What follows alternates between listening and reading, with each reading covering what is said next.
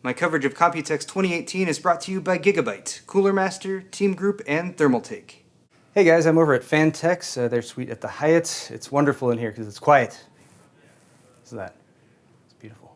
Anyway, they actually have a brand new series of cases. So this is MetallicGear powered by Phanteks. So it's a secondary brand, and they have simplified the design somewhat in order to make these a little bit more affordable, depending on who you are, of course. Price ranges here are going to be from $99 down to about $60. This is sort of the higher end range of these cases, and they said they have more planned in the series. So let's take a look.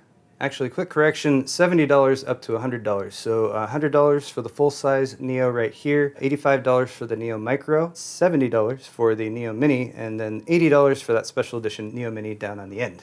So let's start over here with the Neo. These all have a fairly similar design, so they can redo the tooling in order to keep manufacturing costs down, and that's how they're keeping these a bit affordable. But they still have all of the high-quality Phanteks materials that you've come to expect if you're familiar with Phanteks' mainstream series. It's an extruded anodized aluminum top and front. The front just pops off in a very similar way that you might be familiar with like the End to Evolve. And on the side over here, we've got a couple USB 3.0 ports, as well as a mic and headphone jack. There's also a reset button nestled right over there, and then your power button is right up here on top. Next to that is an RGB single button control, so you can cycle through some basic RGB LED effects. Next up is the Neo Micro, and you might notice this is just a little bit shorter than the full-size Neo. This is a micro ATX case, and I'm liking that we have a few new selections of micro ATX cases here at Computex. Pretty much the same configuration for I/O as well as materials as well as color options here, but also wanted to point out, and this is the same layout as the full-size one. Down on the bottom there isn't a power supply basement, but there's a tray across it. There's a couple SSD mounts for 2.5-inch drives right there. And then they've done a screen on the tempered glass aluminum side panel, and that's to help block off and give the sort of illusion of a power supply basement down there at the bottom, so you can keep your build nice and clean. I was pointing out that if you actually put some RGB stuff down there, it might even shine through and give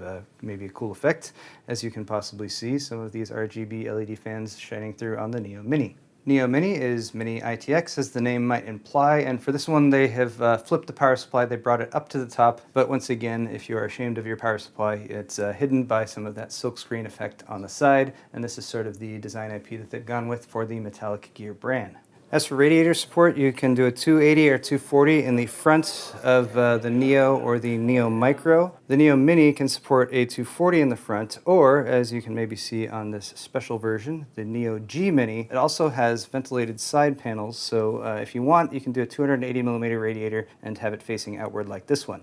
The Neo G Mini is a little bit flashier version of the Neo Mini. As you can see, it's got tempered glass on the front with that same screened design on it. Still has the same top-mounted power supply, but this one also comes with an actual PCIe extension cable. This one's going to be $80, so just about $10 more than the $70 Neo Mini. And the fact that they've included a PCIe riser at this price is actually pretty impressive. You might also notice that it has vertical mounts there, not horizontal mounts, so it does appear that you would need that riser in order to mount your graphics card.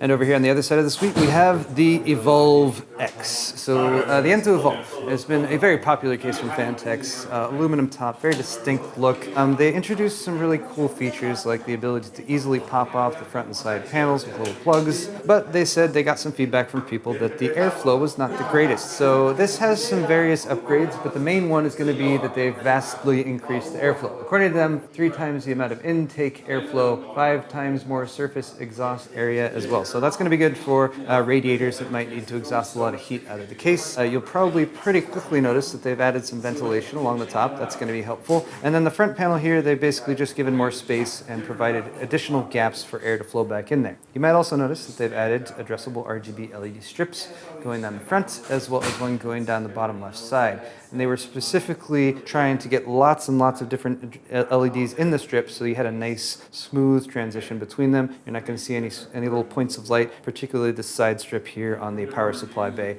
I think looks really nice and really clean.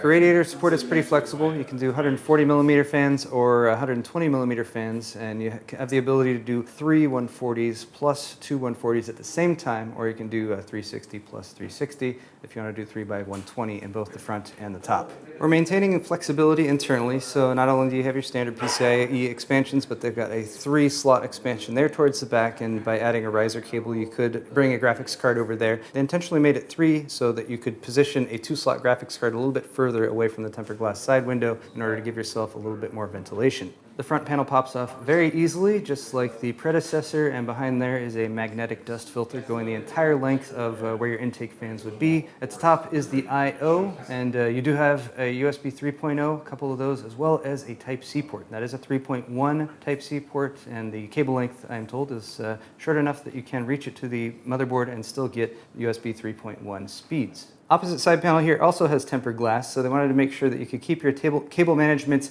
tidy, or at least visually appealing, without having to actually do a lot of effort. So there's two internal swing doors that will also swing out their cable management covers, and not only do they cover your cables, so you don't have to worry quite as much about cable management, but they also have SSD mounts on them. So those, combined with the SSD mounts that are actually on the back of the motherboard tray, means you can fit up to 9 SSDs in this case, or 9 2.5-inch drives, and of course the ones behind the doors, that's where you would put your ugly SSDs, and then your pretty SSDs would go on the mounts that you can actually see through the tempered glass side panel. Just because the covers are here, though, doesn't mean that they haven't paid attention to cable management. They still have 2 cable management channels going down behind that luft cover, but they've also improved the Velcro straps. So they just slip over a hook, so you don't actually have to feed them through a little hole or something like that, which can be a pain in the butt sometimes. So just drop them over the hook, get your cables down there, tighten them down, and it will keep things nice and clean. We're expecting this to be available in August, and it's going to only cost you $199, which is only $10 more than the existing Enthoo EVOLV. So that's only a very small premium for the additional features, the additional airflow, the addressable RGB LEDs on the front, as well as a power supply basement down at the bottom. But that's not all. Let's take a look at these actual demo units that they've put together over here, just to show some typical use case scenarios. Now, I know you're probably looking at this system and you're like, you know, it's water cooled. It's old news. I've seen water cooling before. No, this is like a really epic, nicely put together water cooled build. They're using Phanteks water cooled components in there, but just a very pretty looking water cooled build. So you can see you got plenty of space up front, even with radiators in the front and the top. And this is showing the 3 140s in the front and the 2 280s in the top. So tons of heat dissipation, even if you got a two-way configuration going on. And they're also using Phanteks water cooling parts for the blocks. So really nice. But this also lets me point out a couple other cool features. If you remove the top panel, there is a radiator bracket, and they've made it a bit simpler to remove with just a couple thumb screws, and they've added a fill port at the top, which is very important for doing maintenance down the line after your Primo Chill view fluid does something funky. View fluid doesn't always do funky stuff, but it is important to drain and flush your loop and clean it out on a regular basis if you're doing a high-end water-cooled build like this, especially if you're using colored fluid. But they've also added a drain port, and you can't see it right here, but I do have some video of it. It's down in the front at the very bottom. So if you think ahead, plan ahead, you can put a little valve down there and you can drain at the lowest point in the system from the front, and you can access that, of course, just by popping off the front panel. So very thoughtful for water cooling support, but that's not all. Over here, though, we can see the lighter silver finish that they're also working on for the EVOLV X, and this is actually an all-out storage build.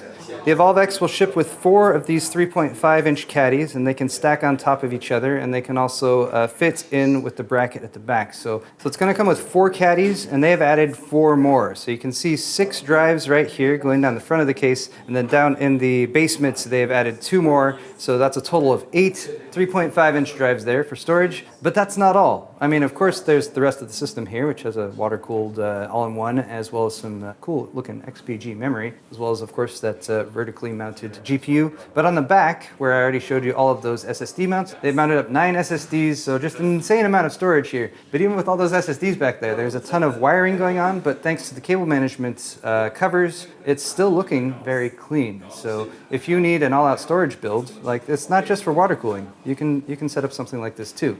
But that's not all. One more accessory here, and this is a Mini-ITX bracket. So Mini-ITX support for a Mini-ITX motherboard. There's an I/O panel on it too for the I/O to go out of, and it also integrates a power button, so you can actually press the power button and turn your Mini-ITX system on. They've integrated this with the Phanteks power supply accessory that allows you to connect 2 systems to 1 power supply and control them individually. So even though there's only 1 power supply mount on this case down at the bottom of the back, they have connected up both systems to this, and it's up in the top. It's like it's on the ceiling. It's like we've gone into Bizarro world and the computer's on the ceiling. It's very strange.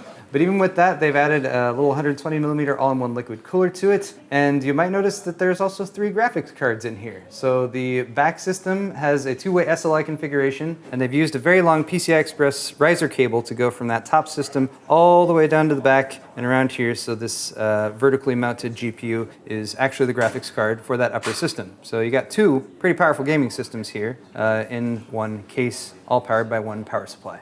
But guys, that is all the time I have here at the Phanteks suite. So there are a few more products. They have a few new power supplies they're working on, as well as a prototype P600S over here. But if you guys didn't already see it, check out the Hardware Connects video on that, because they took a look at that. It's pretty promising. I think it's got some potential there. But that's all for this video. I would like to say a huge thank you to my sponsors for Computex 2018, Team Group, Gigabyte, Thermaltake, and Cooler Master. Hit the thumbs up button if you enjoyed this video, and subscribe, because I have lots more Computex videos coming at you very soon. For now, I'm going to go get some food. I'm super hungry. But see you next time.